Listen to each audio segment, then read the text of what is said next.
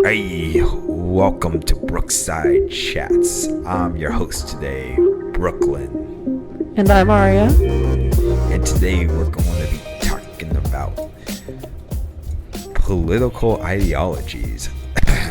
Gotta clear out that macho man voice. So, Aria, can you tell me a little bit about what your political ideology is? Alright, so I consider myself a market socialist. I know a lot of people think that socialism is when the government does stuff, but Sure. I see it more as co-ops and actual worker ownership of the means of production instead of capitalists or the state owning things.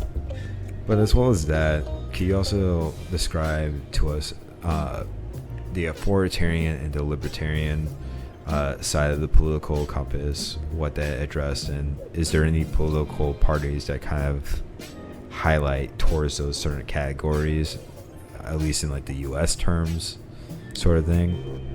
In U.S. terms, there honestly isn't that much differentiation in my point of view. Both parties can fluctuate a lot on this scale. The Libertarian Party itself is obviously going to be more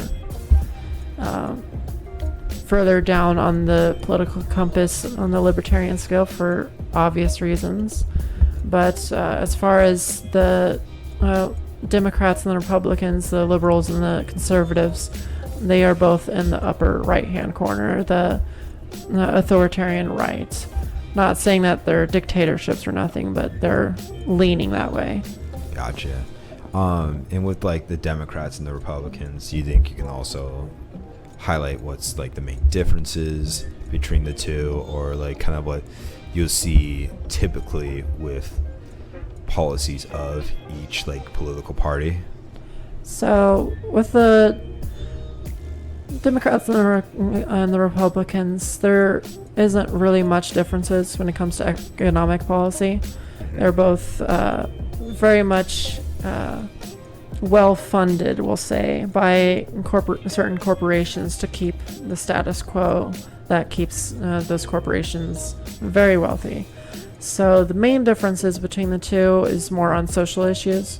You hear the term like culture wars and such, where I see the Democrats, especially the establishment Democrats, are focused more on just appeasement of the masses, just doing progressive theater to make the notion that they care for people and want things to be better, but materially they do not change much in people's lives. Could you also say that for like, well, the political theater for like the progressivism for Democrats have like kind of like a vice versa for like the conservative side of things, with like political theater with like nationalism, or like trying to be like at times pretend to be super patriotic and super evangelical and all that? So I'm sure there are some nationalistic posturing, where they're trying to bring up this idealized image of the United States and promoting American exceptionalism. The problem with it, in my eyes, is where progressive theater and is more to appease the masses, and the more nationalistic theater riles up the masses and makes them more likely that we will actually move in that direction rather than hinder it from moving in that direction. I can see that, and especially with like how fear is definitely a factor for kind of like uniting different parties, For sure. or different like people. Fear is definitely a major uniting factor among more authoritarian right pundits. They want you to be divided and scared of each other, so you trust in the people in charge. You don't question things because they're protecting you from some great other.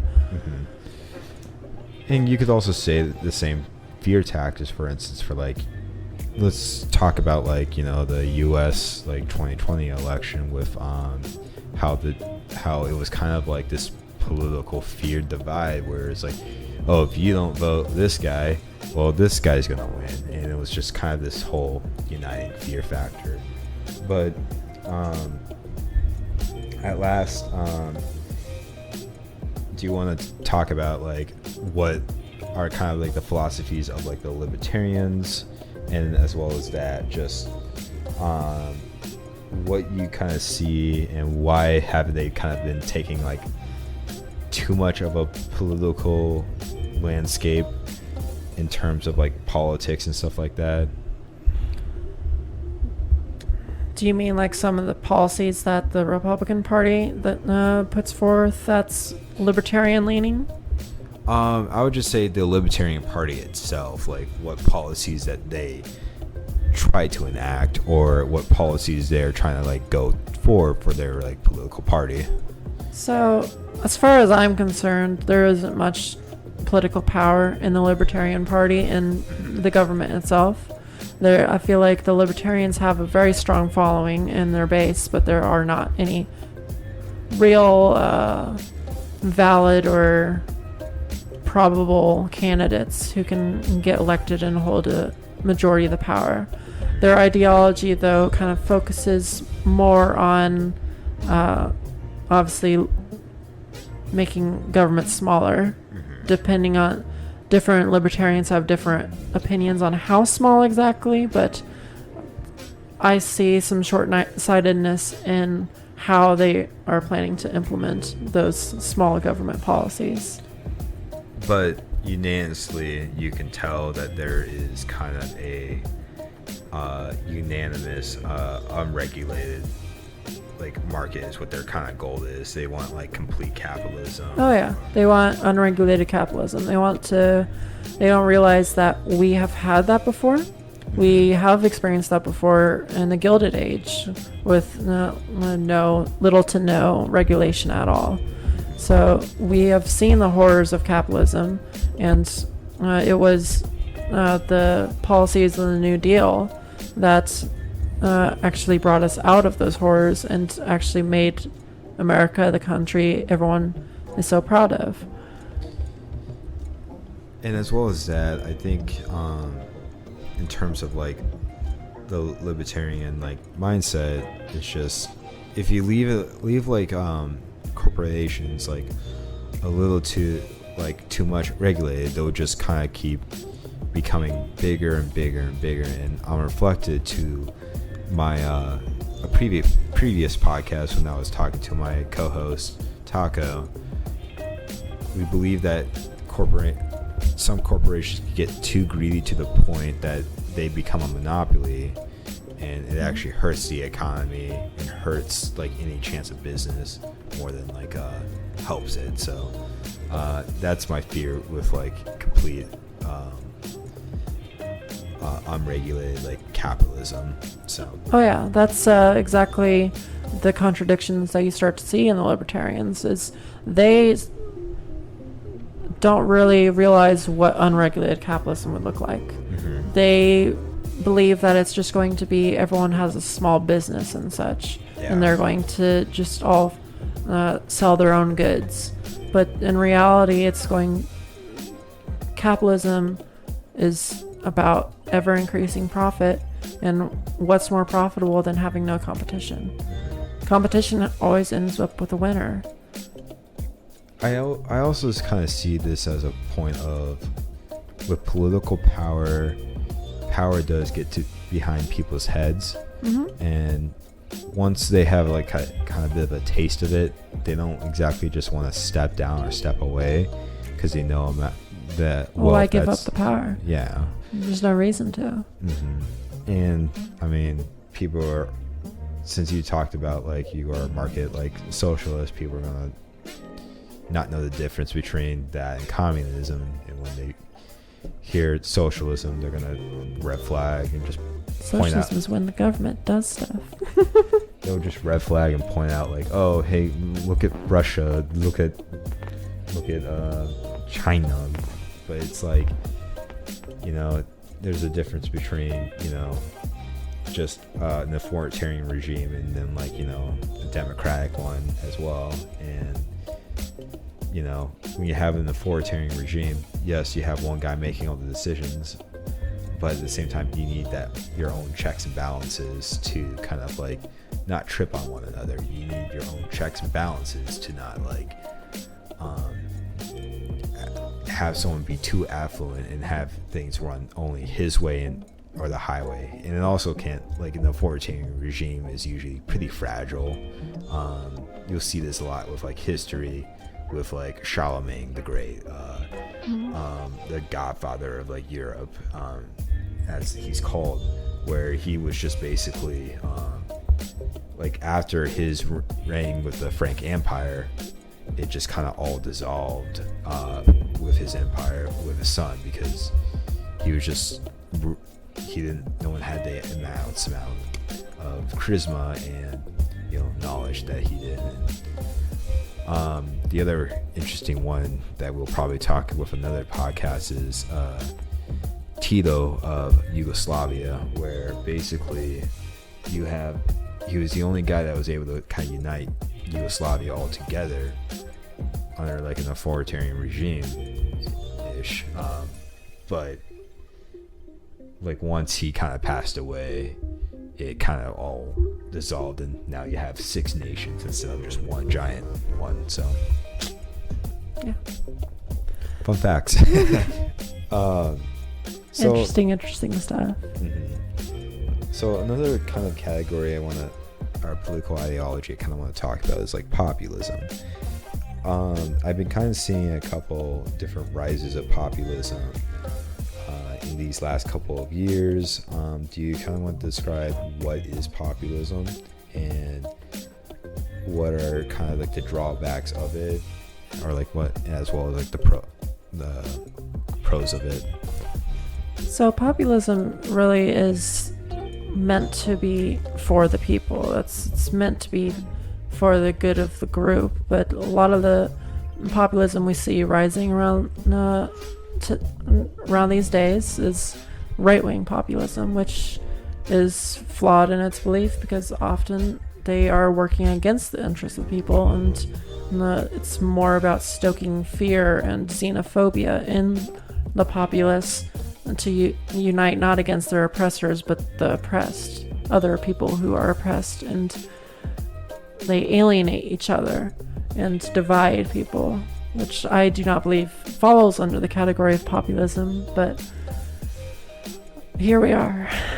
Well, I also see a couple of things too. It's not just right-wing, it's nationalism that's stoked by hey, people, these immigrants or these other people are stealing our country, so let's get it back, even though the land hasn't changed, the society really hasn't changed, nothing's really changed, but yet here we are just kind of pointing the finger and being you ruined everything. But it's maybe these nation that you're in has always had these problems, but you just want to scapegoat it by blaming some person to get rid of, and it's not us that's flawed, it's them. And that's kind of the flaw of a lot of populism and nationalism. Nationalism, don't get me wrong, is good at times, but only in the cases of needing freedom from an oppressor. Look at Palestine. They have nationalists there because they need to become their own nation. They are being brutalized over there and treated like shit, honestly. Sorry, YouTube. Nationalism becomes a problem when you get to countries like the United States, where we already have supremacy over the world. Mm-hmm. We have bases all across the world in almost every single nation. We do not need nationalism. What that does is turn into xenophobia, like you were talking about, and scapegoating. If you look into the history of these countries that they call shitholes, and we have immigrants coming there from those countries, You look at their history and you start to see why they are bad. They have been through coups, they have been through fascist death squads, they have been through civil wars, a lot of which have been instituted by American democracy. Quote unquote democracy. Yeah, I know when right when like Russia had their revolution, there was the Russian Civil War, and it was basically all these Western nations, and ironically enough, like, you know, they just are trying to like go against Hold power.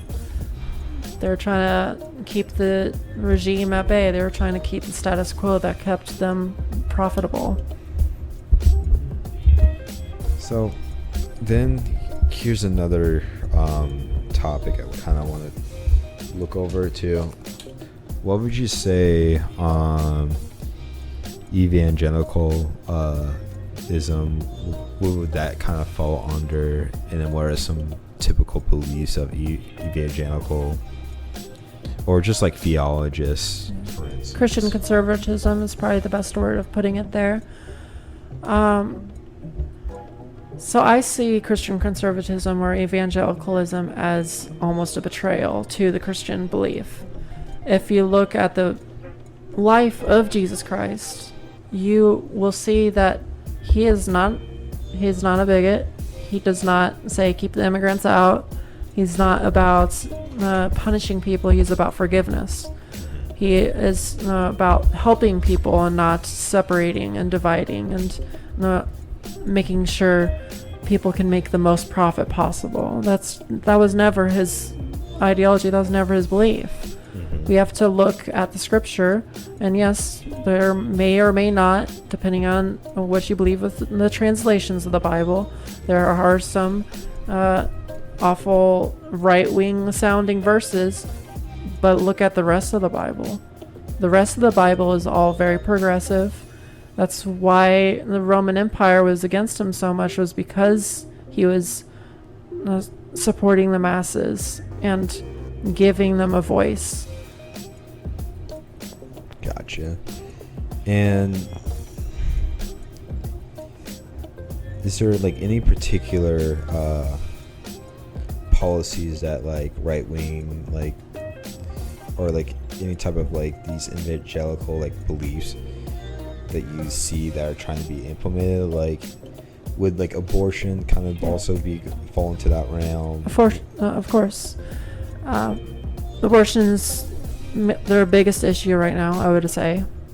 I'm not trying to get into an abortion debate here by any means. That is a whole podcast topic on its own, but that is a whole can of worms. Is there any political parties you can also describe as like super environmentalist, and what would that kind of go along the lines of like the political compass as well? Would that just be libertarian sort of in a way, or would that be kind of technically authoritarian? Since definitely not libertarian. Okay. Libertarian would not want regulations. They'd want you to vote with your dollar, as they say. Okay. They'd want you to just boycott companies that do pollution. But when you look at what that would leave you with, you would not have many options left. You'd be starving yourself for a cause. Okay. And I'm not here to say we should starve each other. I think it should be... I don't think when it comes to environmentalism that it is the fault of the individual, and that we can fix things by recycling and eating vegan and so on and so forth. I believe that the facts state that about 40% of the pollution or so is caused by 5 singular companies. So back on topic, it would be definitely the Green Party. Okay. Obviously, that's their whole motto, is just being environmentalist and friendly. So that's what green stands for? Oh, really? Yeah. It's not just a color. Oh, I thought they just all painted themselves green and then just been like, hey, let's all paint ourselves green, people. But yeah, so they are probably the furthest left economically. Okay. in my opinion. They're about right on the border. I would consider them center. Okay. And then as well as that, do you know any identity politics, like political parties that could that are any prominent or like have kind of came up with like U.S. politics as well? So with identity politics, I am not a huge fan of that term because all politics is based on identity. Okay. We all have our own individual needs. They crisscross, but we all have different needs, and we seek policies that help those needs. So we need, like, say, there's a gay white conservative. There's 3 different groups, 3 different identities. So he's going to look for policies that benefit those groups. Okay. Wow. The more you know. Cue music. And then like as well as that, is there any? So how would you like? I've noticed that like with like political debates, they've been kind of a lot more hostile lately. Do you think there's any way that like even with 2 people on the opposite ends of the spectrum, they can have like a cohesive like debate, or like how would you like get somebody to like understand and look into your perspective with these different policies? So like how would you run through, say, somebody that's like a libertarian, or how would someone who's libertarian look at try and convince you with their policies? Like, so political debate, it's a favorite pastime of mine, but I don't see that as an effective form of changing anyone's mind. Things are becoming more and more divided in the United States for good reason. There's a lot of crises currently and on the horizon, and people are set in their ways, and the only way to change people's mind is to educate, but you cannot tell them they're wrong. You cannot make them feel bad for thinking that the way they do. Everyone has logic to their argument. There may not always be factual backing to all arguments, but people have a logic and a thought process to all their arguments. So that needs to be respected, that people are humans and they think we all have diversity of thought. That's what I'm trying to get at. But I don't see, some people are just stuck in their ways. There's going to be division. We will never be completely united. We're not a hive mind. I'm not advocating for that. I think we should be focusing on educating people and letting them come to their own conclusions. But we are at a crisis right now where there's a lot of incongruities with capitalism and a lot of crises that are being caused by it. And people have different opinions on how to solve those problems. And that's why we are at a heightened state of emotions right now. It's because That we all want our ideology to win. all of that like reactionary politics sometimes, Not just reactionary. or like kind of like echo chambers where basically you're told one thing and you keep being told it, and if someone like questions your ideology, you kind of go on the defensive, or as you described before, like you double down on that defensive approach, and they won't open. They will just say, I don't know, hate to use this example too, but like fake news, or without even like actually looking at the facts presented before them. And I think Do your own research, but they just get that info from Fox News or some other right-wing pundit. And it's But not just I'm not trying to bully the conservative party or their mindset. Left-wingers do it as well, or liberals, and is more specifically. There are some people on the left as well. We haven't talked about any left-wing ideologies besides my own, but there are a lot of enclosed, safe space, echo chambers in there too, and that's what I try to do to be a little different. Is I openly debate people, and I want to hear people's opinions, and I want to address those differences of opinion and get a full picture on how people perceive the world.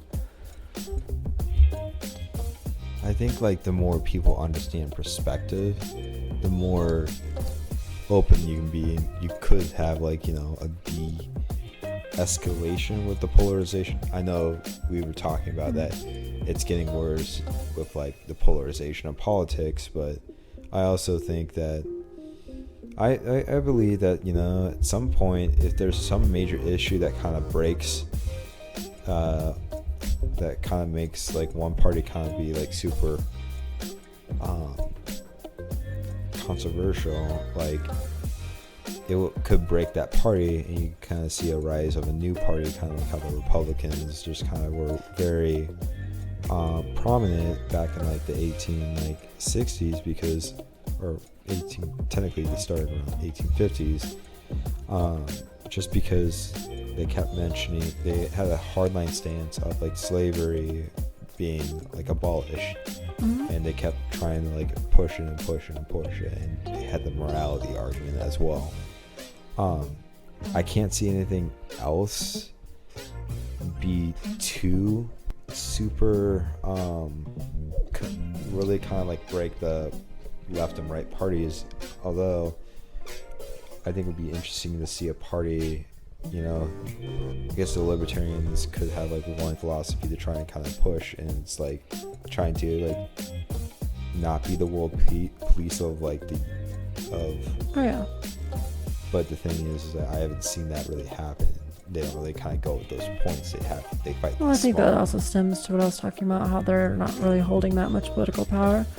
I don't doubt that they believe that we should get out of foreign affairs. I have agreements with a lot of different political ideologies, but from what I have learned of my time relentlessly studying politics, it has led me to market socialism, as I see that as achieving my goals and has the most factual backing to it. So when you say that they don't want to be in foreign wars and stuff, I agree with that, and I agree with liberals on social issues, and I even agree with conservatives on some issues as well. It's about getting to know all the facts, getting to know all the opinions, and really coming to your own conclusion on what's going to achieve the goals you want to see in the world. As long as your like political ideology doesn't hurt anyone in any shape or way, and doesn't like try to like view you as like superior, I think it's all right to like, you know, want or like not want less government. It's all right to have like, you know, a regulated capitalism, or have to an extent a certain amount of like unregulated capitalism. I understand the perspective, and as well as that the social issues of like different types of like voting bills. I understand what the kind of like philosophy is. It's just you need to be like understanding and open and have that like dialogue, because I don't think like nobody wants to be belittled and like we're all human beings. Yeah, we all have our own thoughts and opinions, and we are entitled to be different. Like I said earlier, we're not a hive mind. We're not designed to all think the same. So you gotta respect people's differences. Now, like you had said before, there are some very harmful ideologies that can cause a lot of damage. But I will never, ever close the door on anyone, because some people have fallen into those ideologies under false pretenses. They don't really know what they signed up for, and they don't really see what conclusions that could draw. And that ends our podcast. Thank you everyone for joining today. And this is Brooklyn signing off. And Aria. Have a great day, everyone.